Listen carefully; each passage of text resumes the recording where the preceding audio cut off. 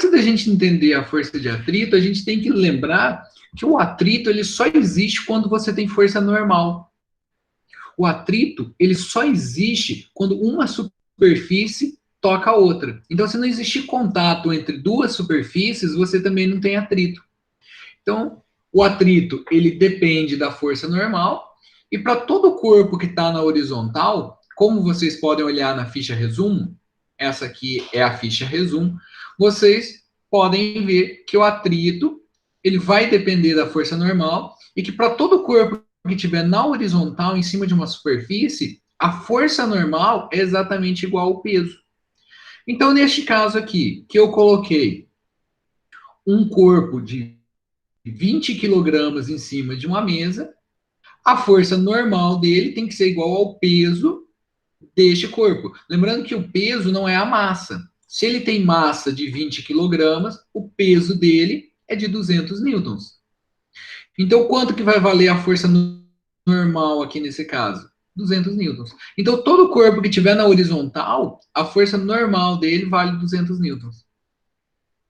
Então, isso daí já é regra. Achei a força normal, a gente tem que fazer o seguinte, vamos calcular então. Então, eu tenho o atrito estático.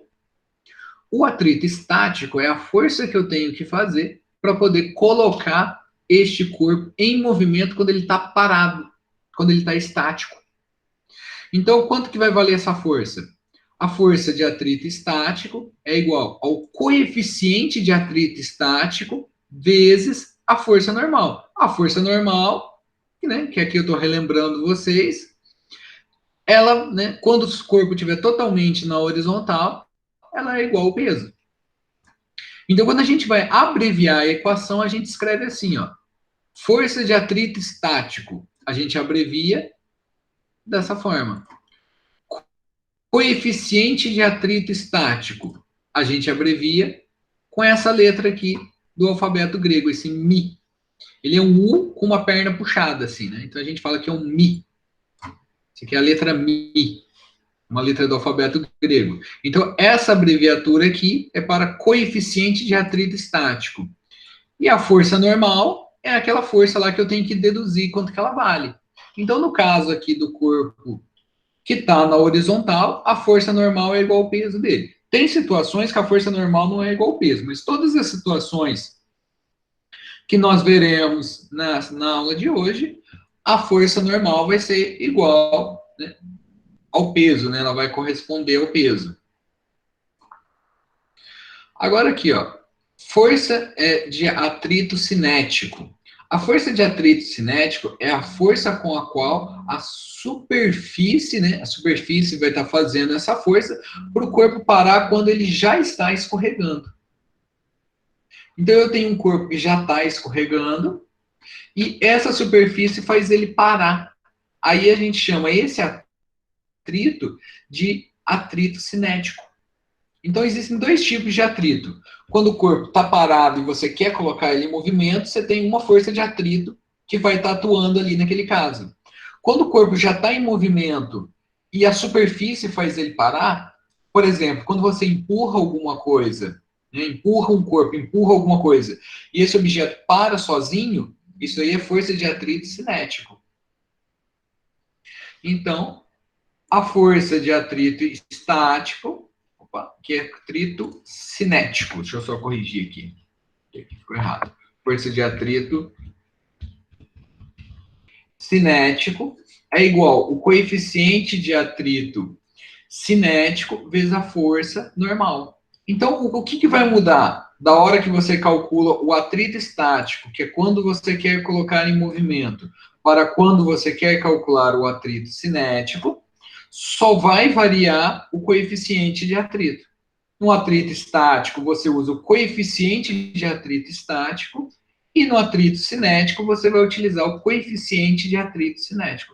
O coeficiente de atrito é o valor que vai te falar se a sua superfície ela é muito áspera ou muito lisa. Uma superfície que é muito lisa, ela tem um baixo coeficiente de atrito. Uma superfície que é muito áspera, ela tem um alto coeficiente de atrito. E aí eu deixei para vocês esta atividade, que ela vai primeiro. Na primeira parte, que a gente vai, essa primeira parte aqui, nós vamos fazer na próxima semana. Mas na primeira parte aqui, se vocês quiserem já dar uma olhada, ele vai tentar descobrir qual sapato tem o maior coeficiente de atrito estático. Por que nosso pé escorrega, né? Nosso pé escorrega porque o sapato não tem coeficiente de atrito com o chão. Então, quando o coeficiente de atrito ele é muito baixo, ele chega muito perto de zero, você vai escorregar de qualquer jeito. Para você lembrar um pouco mais disso, é só você andar em uma cozinha ensaboada. Aí, com chinela havaiana. Anda em uma cozinha ensaboada, com um chinelo, usando, né, um chinelo havaiana, e você vai descobrir o que é não ter coeficiente de atrito. O seu coeficiente de atrito se aproximar muito de zero. Então ele vai tentar descobrir qual dos dois modelos de sapato tem o maior coeficiente de atrito estático. Ou seja, o sapato que tem o maior coeficiente de atrito estático é o sapato que é mais difícil de você escorregar. Então, primeiro, ele verificou qual sapato era mais pesado, né? Qual sapato que tem a maior massa, né? Se ele tem a maior massa, ele tem o maior peso também, pendurando os dois sapatos numa mola. Então, o sapato número 1, a mola, ela distendeu, que é o que a gente estava vendo na semana passada, ela distendeu 1,6 centímetros. E o sapato número 2, ela distendeu 1,8 centímetros. Ou seja, no sapato número 2, ele tem mais massa. Tá vendo que a mola distendeu mais? Então, ele já sabe disso. Aqui agora, no chão, ele colocou os dois no chão e puxou, prendeu a mola no sapato e puxou a mola para ver o que ia acontecer. Quando ele puxou a mola, ele percebeu que tanto o sapato 1 quanto o sapato 2, a mola, ela distendia, né? Ela esticava a mesma quantidade antes do sapato começar a escorregar. Ele prendeu a mola no sapato e começou a puxar a mola. E percebeu o quanto que aquela mola ela ia esticar antes do sapato escorregar. Então ele fez esses dois testes. E aí ele foi tentar descobrir qual que era o sapato com maior coeficiente de atrito. E é isso que a gente vai descobrir na próxima aula. Para a aula de hoje, eu quero que vocês façam a parte 2. Então, na parte 2, ele vai falar o seguinte, ó.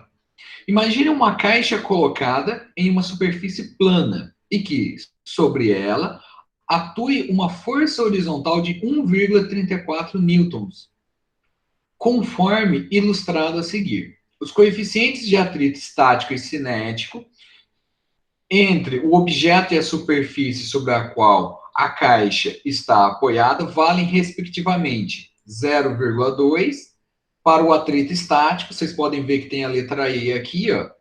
Então, é o atrito estático, vale 0,2, e o atrito cinético vale 0,1. Como que eu vou calcular o atrito estático? Na verdade, o que a gente está calculando aqui é o atrito estático máximo. Para poder calcular o atrito estático, eu vou fazer esse cálculo. Então, primeiro eu tenho que identificar quanto que vale a normal daquela caixa. Aí eu vou olhar aqui. Essa caixa, ela está totalmente na horizontal? Tá. Então, a força normal aqui é igual ao peso.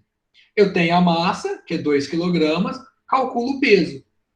Calculei o peso, eu já sei quanto que vale a normal. Então, eu vou, primeiro, calcular a normal. Calculei a minha força normal, que ali naquele caso, né? Naquele caso específico será igual ao peso. Eu já tenho o coeficiente de atrito, que é o valor que me foi informado aqui, ó. Tá aqui os dois coeficientes de atrito, o estático e o cinético. É só eu multiplicar para poder calcular as duas forças de atrito. A força de atrito cinético e a força de atrito estático.